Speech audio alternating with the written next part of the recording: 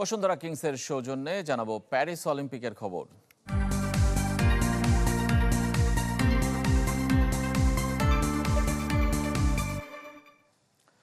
দেশের প্রথম অ্যাথলেট হিসেবে প্যারিস অলিম্পিক থেকে বিদায় রবিউল ইসলামের। 10 মিটার এয়ার রাইফেলের বাছাই পর্বে 49 জনের মধ্যে 43তম হয়েছেন এই শুটার। প্রথম সেটে 105.5 গড় নিয়ে সেরা 10-এর মধ্যেই ছিলেন, কিন্তু দ্বিতীয় সেটে 10 শটের দুটোই 10-এর নিচে স্কোর করে পিছিয়ে যান। সময় গড়ানোর সাথে লক্ষ্য থেকে ছিটকে গেছেন। 10 মিটার এয়ার রাইফেলের অলিম্পিক ব্যর্থতায় যোগ হয়েছে আরও একটি অধ্যায়। শেষ মুহূর্তের চমকে আর্জেন্টাইন হুলিয়ান গুতিয়েরেসকে পেছনে ফেলে এই ইভেন্টের প্রথম স্থানে থেকে ফাইনালে উঠেছেন চীনের লি হাও সেং।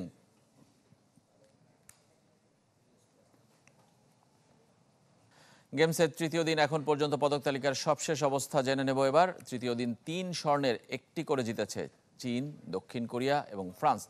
এখন পর্যন্ত 15 স্বর্ণের নিষ্পত্তি হয়েছে, যা 9 দেশ ভাগাভাগি করে নিয়েছে। শীর্ষে অস্ট্রেলিয়া, চীনের সমান 3 স্বর্ণ তাদের। দক্ষিণ কোরিয়া জিতেছে 2টি স্বর্ণ। স্বাগতিক ফ্রান্সের প্রথম স্বর্ণ এসেছে সাইক্লিং থেকে। লন্ডন থেকে প্যারিস, এক যুগের ব্যবধানে বাংলাদেশের অ্যাথলেট থেকে হয়ে গেছেন তিনি যুক্তরাষ্ট্রের কোচ। কাজী সাইক সিজার এবার অলিম্পিকে যুক্তরাষ্ট্র জিমন্যাস্ট দলের সহকারী কোচ। শুভকামনা জানিয়েছেন বাংলাদেশ দলকে। প্যারিস গেমস ভিলেজে সিজারের সাথে কথা বলেছেন সহকর্মী রেদওয়ান শোয়েব। জিমন্যাস্টিক্স থেকে বাংলাদেশি অ্যাথলেটদের অলিম্পিক অভিযানের ঘটনা বিরল, তবে এমনটাই ঘটেছিল 2012 লন্ডন অলিম্পিকে। শুধু অংশগ্রহণ নয়, বিগেস্ট শো অন আর্থে দেশের ইতিহাসে প্রথম পদকের স্বপ্ন দেখেছিল লাল সবুজ বাংলাদেশি বংশোদ্ভূত এক মার্কিনের জন্য। তিনি কাজী সাইক সিজার। শেষ পর্যন্ত শূন্য হাতে ফিরলেও নিজেকে প্রতিনিয়ত সমৃদ্ধ করে গেছেন এই জিমন্যাস্ট। অ্যাথলেট জীবন শেষে মনোযোগ দিয়েছেন কোচিংয়ে। 2021-এ যুক্তরাষ্ট্রের জিমন্যাস্টিক্স অ্যাথলেট রেসিডেন্ট প্রোগ্রামের হেড কোচের দায়িত্ব পান সিজার। 3 বছর পর এসে টিম ইউএসএর জিমন্যাস্টিক্স দলের সহকারী কোচ হয়ে এখন প্যারিসে। প্যারালাল বার, ভল্ট সহ এই ডিসিপ্লিনের 6 ইভেন্টে অংশ নিচ্ছে যুক্তরাষ্ট্র। ইতোমধ্যেই উতরে গেছে বাছাই পর্ব। যখন অ্যাথলেট ছিলাম আমার আত্মবিশ্বাস অনেক বেশি ছিল এবং নিজেকে নিয়ন্ত্রণে রাখতাম। তবে এখন আমি অনেক নার্ভাস থাকি এবং একই সঙ্গে উত্তেজিত। অ্যাথলেটদের নিয়ে প্রতিনিয়ত চিন্তা করতে হয়। অন্তত ব্রোঞ্জ জয়ের আশা করছি। মার্কিন মুলুকের স্থায়ী বাসিন্দা সিজার, তাই বলে নিজের শিকড় ভুলে যাননি। ভাবনায় থাকে বাংলাদেশও। দেশের ক্রীড়া উন্নয়নে দিলেন পরামর্শ। বাংলাদেশের খেলাধুলা খুব একটা দেখা হয় না। উন্নত প্রশিক্ষণ, বিশ্বমানের কোচের ঘাটতি আর সুযোগ সুবিধার অভাবে অ্যাথলেটরা এগোতে পারছে না। তবে আমি সবসময়ই আশাবাদী। যেহেতু মানুষের মধ্যে স্পোর্টসম্যানশিপ আছে, অতএব একটা সময় ভালো কিছুই হবে। ভাঙা বাংলায় বাংলাদেশকে শুভকামনা জানিয়েছেন সিজার। আমি খুবই খুশি that I'm here at the Olympics and let's go Bangladesh. সুযোগ পেলে দেশের জিমন্যাস্টিক্স নিয়ে কাজ করার ইচ্ছা আছে এই অলিম্পিয়ানের। Redwan Shoaib, channel 24, Paris. ক্রিকেটের খবর এবার। চ্যাম্পিয়ন্স ট্রফি পর্যন্ত থাকছেন হেড কোচ চন্ডিকা হাথুরুসিংহে, নিশ্চিত করেছেন বোর্ড সভাপতি নাজমুল হাসান। এমনকি দুই পক্ষের সম্মতিতে চুক্তির মেয়াদ আরও বাড়তে পারে। তামিম ইকবাল ইস্যু এখনও সমাধান হয়নি। অক্টোবরে ঢাকায় আইসিসির পরবর্তী বোর্ড সভায় নির্ধারিত হতে পারে সংস্থার নতুন চেয়ারম্যান। বাংলাদেশের ক্রিকেটে আলোচিত পদ হেড কোচ চন্ডিকা হাথুরুসিংহের 2 মেয়াদেই হয়েছেন সমালোচিত। চুক্তি শেষ হতে এখনো বাকি 8 মাস। তাকে নিয়েই চ্যাম্পিয়ন্স ট্রফি পাড়ি দিতে চায় বিসিবি। এমনকি চুক্তি আরও বাড়তে পারে, কেননা ক্রিকেটারদের সমর্থন পাচ্ছেন এই লঙ্কান। সে তো এখনো আছে থাকা অবস্থায়। একজনকে যদি আগেই জেনে যায় যে তাকে রাখবো না, তাহলে তার একটা ইম্প্যাক্ট পড়তে পারে। আবার আমরা যদি বলি যে হ্যাঁ করব, তাহলেও আবার এটা ঠিক হবে না যদি না করি। সো এইটা কমেন্টটা আমি এই মুহূর্তে দিচ্ছি না। বিদেশি কোচের ভিড়ে গুরুত্বহীন দেশিরা।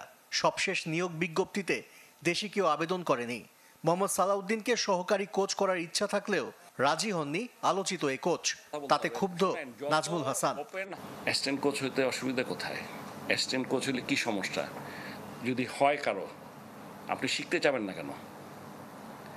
আমাদের মেইন সমস্যাই তো হলো আমরা কেউ শিখতে চাই না। বলুক স্যালারি আমি বলি আমি কম দিব, বলুক আমি দিব ঠিক করে, কিন্তু শিখতে হবে।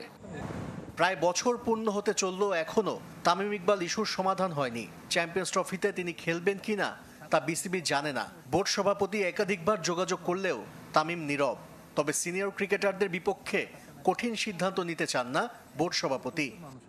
যে পারফরমেন্স নিয়ে আমি চিন্তিত না। আমি আবার একটা কথা আপনাকে বলছি, এদের ব্যাপারে আমি কোনো একটা এই জায়গাটায় আপনারা বলতে পারেন যে আমি প্রফেশনাল হিসেবে কথা বলছি না। কাজে ওরা যতদিন খেলতে চায় তাদেরকে আমরা চেষ্টা করব ততদিন পর্যন্ত খেলাতে। আইসিসির পরবর্তী বোর্ড সভা হবে ঢাকায় নারী টি-20 বিশ্বকাপ চলাকালীন। সেই সভাতেই নতুন চেয়ারম্যান নির্ধারণ হয়ে যেতে পারে। বিসিসিআই সচিব জয় শাহ প্রার্থী হতে চাইলেও নিজেকে দূরে রাখতে চান বিসিবি সভাপতি। এবার আমার কোনো ইচ্ছাই নেই, কারণ আসলে এবার সম্ভব না। আশিক রুদ্র, চ্যানেল 24, ঢাকা। ফুটবলের খবর জানাবো। নতুন মৌসুমে ঘুরে দাঁড়ানোর মিশন শেখ জামাল ধানমন্ডি ক্লাবের। রোমানিয়ান হেড কোচ সাথে নতুন পুরনো ফুটবলারে গড়া দল এবার চ্যাম্পিয়ন রেসে থাকার লক্ষ্য 3 বারের লিগ চ্যাম্পিয়নদের। বিপ্লু, কাজেম, সুশান্তরা খেলবেন শেখ জামাল জার্সিতে। নেই ফাহিম, ফাহাদ, প্রীতম। 6 বিদেশি ফুটবলারও চূড়ান্ত ক্লাবটির। 3 বারের লিগ চ্যাম্পিয়ন, 3 বারের ফেডারেশন কাপ, ভুটানে কিংস কিংবা নেপালে পোখারা কাপ, ট্রফিগুলো শেখ জামাল ধানমন্ডি ক্লাবের ঐতিহ্যের ধারক। তবে সাম্প্রতিক সময়ে মাঠের পারফরমেন্সে ম্লান ধানমন্ডির জায়ান্টরা। গত মৌসুমে 10 দলের লিগে অষ্টম, ফেডারেশন আর স্বাধীনতা কাপে শেষ 8 থেকে বিদায়। নতুন মৌসুমে ঘুরে দাঁড়াতে চায় শেখ জামাল ক্লাব। টিম যদি বিগ বাজার টিম করা হয়, সেই বিগ বাজার টিমটা অবশ্যই চ্যাম্পিয়নের জন্য ফাইট করবে মাঠে। তারপরে যদি আপনার সেটা সম্ভব না হয়, তখন আর কি আমরা চাইবো যে আমাদের ভালো রেজাল্টের একটা পজিশন চাইবো আমরা সেখানে, যে আমরা সেখানে যদি আমরা 2-3 মধ্যে থাকতে পারি, সেটা আমাদের টিমের জন্য অনেক ভালো হবে এবং পরবর্তী সিজন আমরা হয়তো চ্যাম্পিয়ন হওয়ার জন্য আরও বেশি শক্তিশালী হয়ে আমরা মাঠে ফিডব্যাক করবো। বসুন্ধরা কিংস থেকে বিপ্লু আহমেদ, পুলিশ এফসি থেকে শাহ কাজেম আর রহমতগঞ্জ থেকে সুশান্ত ত্রিপুরা নতুন মৌসুমে শেখ জামালের উল্লেখযোগ্য সাইনিং।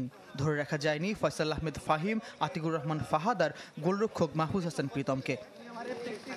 বিদেশি ফুটবলাররাও চূড়ান্ত।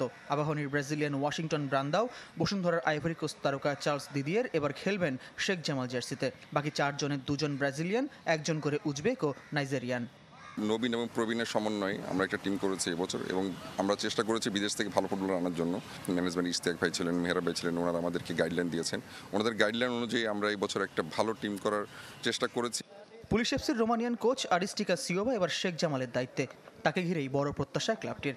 আগামী মাসের শুরুর দিকে হেড কোচের ঢাকা আসার কথা, এরপর শুরু হবে ক্যাম্প। ফয়জুল ইসলাম, চ্যানেল 24, ঢাকা। প্রীতি ম্যাচ খেলে ভুটান থেকে দেশে ফিরেছে বাংলাদেশ নারী ফুটবল দল। 2টি ম্যাচেই জিতেছে লাল সবুজের দল। থিম্পুর চাংলেমিথার স্টেডিয়ামে গতকাল দ্বিতীয় ম্যাচে 22 মিনিটের মধ্যে ভুটান 2 গোল দিলেও দারুণভাবে ঘুরে দাঁড়ায় বাংলাদেশ। জোড়া গোল করে ম্যাচ জয়ের নায়ক ঋতুপর্ণা চাকমা। 1 গোল করেছেন সাবিনা ও সাগরিকা। প্রথম ম্যাচেও পিছিয়ে পড়ে 5-1 গোলে জিতেছিল বাংলাদেশ নারী দল। এটা তো অনেক ভালো লাগছে যে সিনিয়র আপুদের সাথে খেলছি আর এত ভালো খেলছি। আরও সামনে গেম যদি হয় তাহলে আরও ভালো করতে হবে, এর থেকে আরও বেটার কিছু করতে হবে। তারা প্র্যাকটিস প্লাস ইন্টারন্যাশনাল ম্যাচের ভিতরে ছিল, যেটা হচ্ছে আমাদের অনেকখানি ল্যাকিংস ছিল। তারপরেও আমাদের অনেক নতুন প্লেয়ার আছে, সাথে সিনিয়র প্লেয়ার, সব কিছু মিলিয়ে মোটামুটি একটা ভালো ট্যুর হয়েছে।